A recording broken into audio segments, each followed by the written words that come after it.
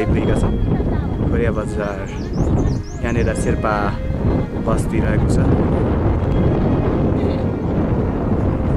च्याल्सा गुम्बा हामीले देखिरहेका छौँ दृश्यमा यो च्याल्सा गुम्बामा हामी केही समयपछि पुग्नेछौँ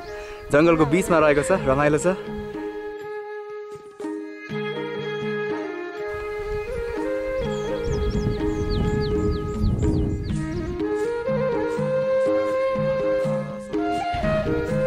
हामी चौतारोमा आइपुग्यौँ के छ डमर गले गरेन त्यही भाइ घोडा चढ्ने हो कि घोडा रहेछ मेबी हाम्रो लागि नै हुनसक्छ यो च्याल्सा यहाँबाट करिब आधी घन्टाको दूरीमा छ र पहिला हामी गुम्बामा जानेछौँ गुम्बापछि मात्र त्यसतर्फ लाग्नेछौँ ओके हामी अब घोडा चढ्न लागिरहेका छौँ डम्बर त घोडा चढिसकेको छ आँटा आएन मलाई सुरुमा चढ्ने तर त्योपछि हामी फेरि चढ्दैछौँ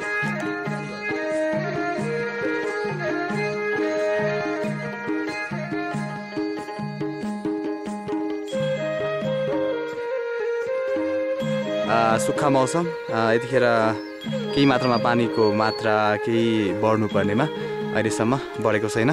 केवल हामीले यहाँनिर भत्किएको पुल मात्र देख्न पाउँछौँ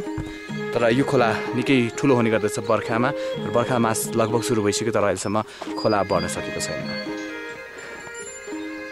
यातायातका साधन नपुगेको ठाउँमा घोडा प्रमुख यातायातको साधन हुने गर्दछ र गोरेटो बाटो त्यसै गरी घरेटो बाटोमा घोडाको मद्दतबाट बिरामी त्यसै गरी एक ठाउँबाट अर्को ठाउँमा जाने यात्रुहरूलाई ल्याउने र पुर्याउने काम गरिन्छ अहिले च्याल्सातिर जाँदै गरेको एकजना यात्रा हामीले देखिरहेका छौँ अब हामी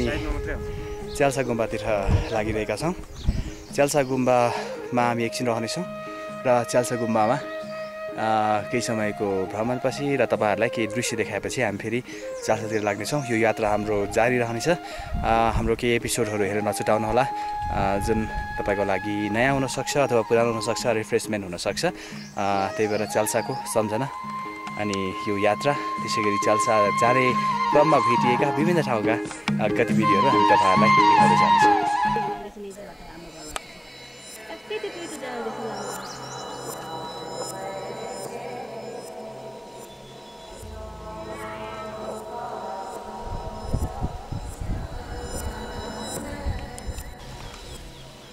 हामी गुम्बामा आइसकेका छौँ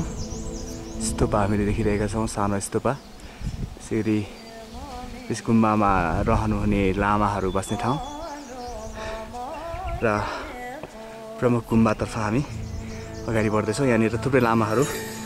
लामा पढ्नको लागि यहाँनिर रहनुहुन्छ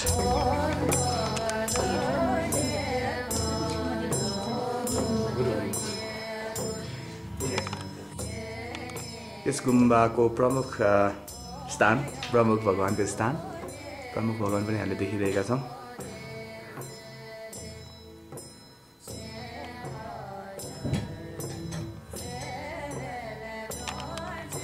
यो चाहिँ यस गुम्बाका प्रमुख लामाको स्थान